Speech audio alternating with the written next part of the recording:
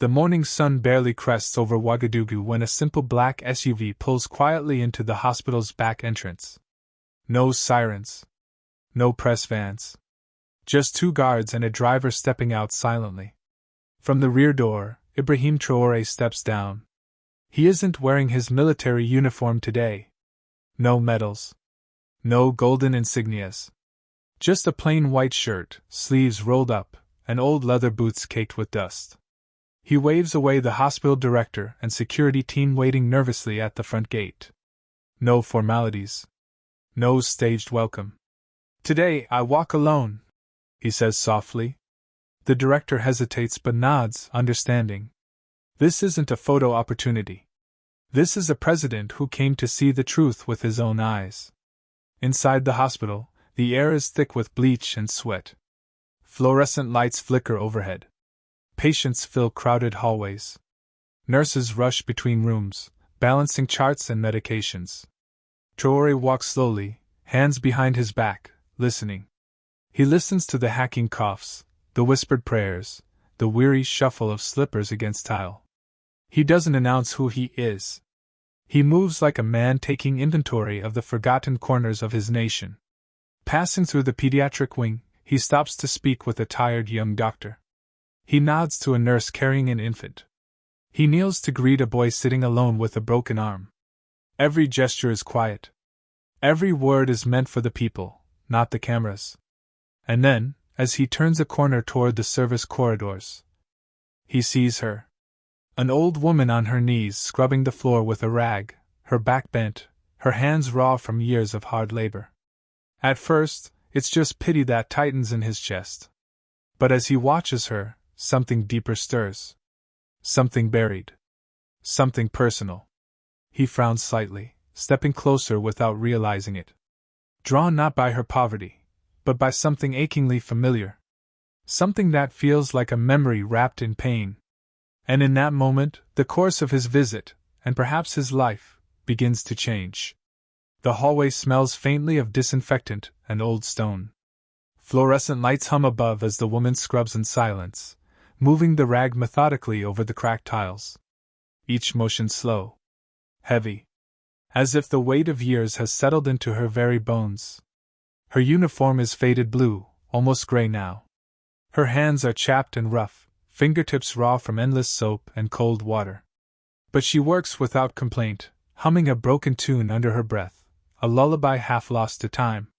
Ibrahim Traoré watches her from a few feet away, rooted in place. There's something painfully familiar about her. Not just the way she moves, but the way she seems to carry sorrow like an invisible bag strapped to her shoulders. He shifts his weight, studying her. The curve of her back. The tired persistence in every scrub. The way she wipes sweat from her brow with the sleeve of her uniform and immediately goes back to work, unnoticed, unthanked, unseen. Other staff pass her by without so much as a glance. A young intern nearly steps on the wet floor without apologizing. A senior doctor mutters impatiently about the smell. She says nothing. She just keeps working. Traoré's throat tightens. He knows that posture. He knows that kind of invisible pain. Because once, long ago, he had seen it every single day. When he was just a boy. When he had nothing. When the world treated him like he was nothing. And there was only one person who had ever knelt on cold floors, scrubbing and sacrificing, to keep him alive. Only one woman who had stayed when the world turned away. His feet move before his mind does. He approaches slowly, heart hammering against his ribs. The woman senses him and lifts her head. Their eyes meet. And for a single, earth-shattering moment, time stops. He knows that face. Older. Weathered. But unmistakable. It's her. It's Mama Miriam. The woman who had raised him as her own. The woman who had once sung lullabies into the cracks of his broken world. The woman he had lost touch with during the storm of duty, politics, and revolution. And now here she was. On her knees. Scrubbing floors. Completely unaware that her son, was standing before her. As the president of Burkina Faso. For a heartbeat, either of them speaks. The noise of the hospital fades, the shuffling feet, the beeping machines, the distant intercom crackling overhead. All of it disappears. All that remains is the space between them, heavy with memory.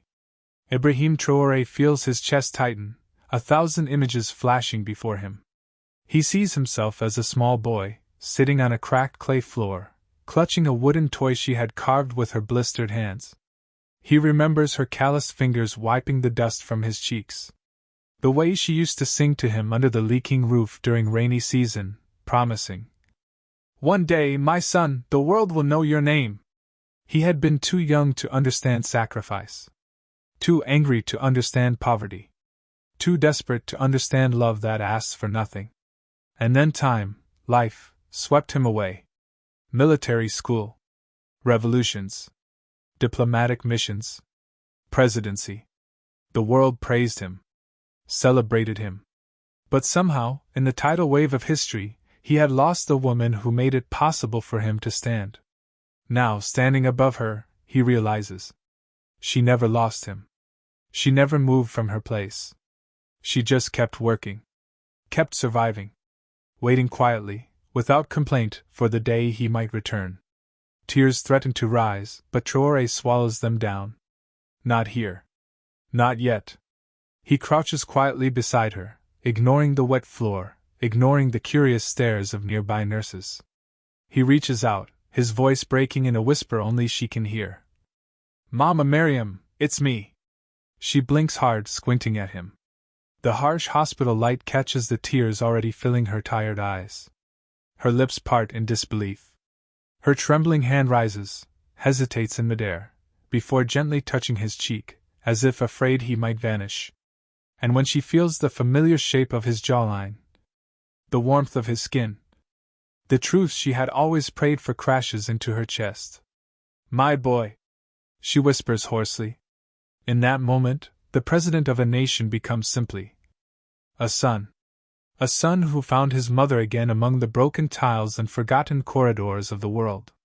For a long moment, they just stay there, him crouched low, her hand trembling against his cheek.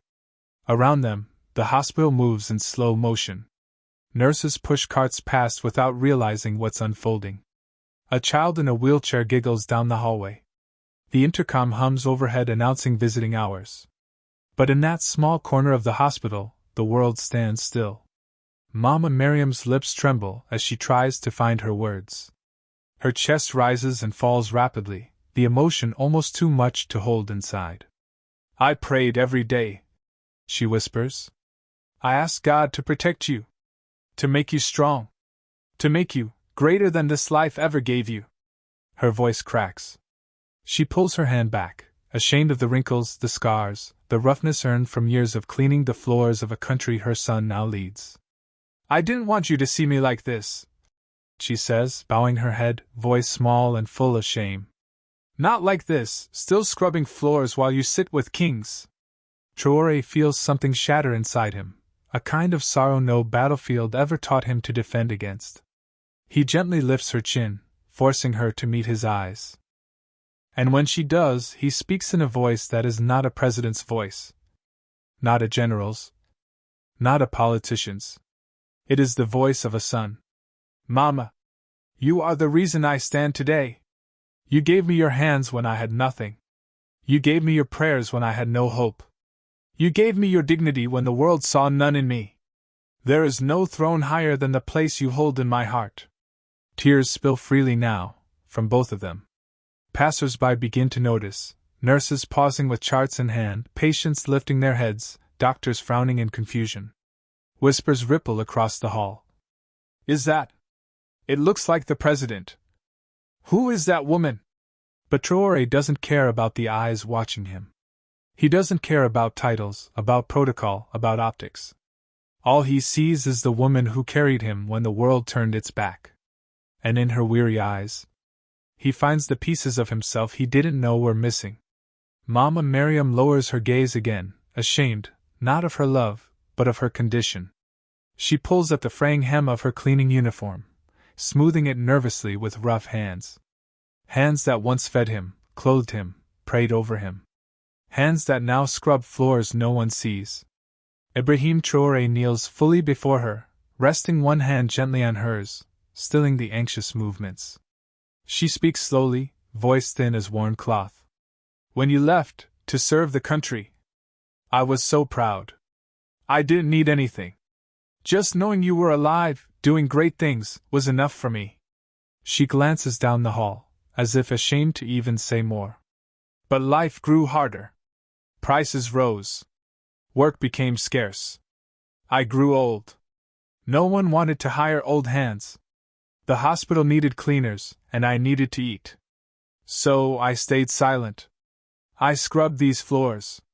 Traoré feels something burning at the back of his throat, grief, guilt, admiration, all tangled together.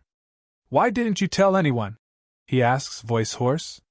She smiles, but it's a tired smile, the kind only the truly selfless wear.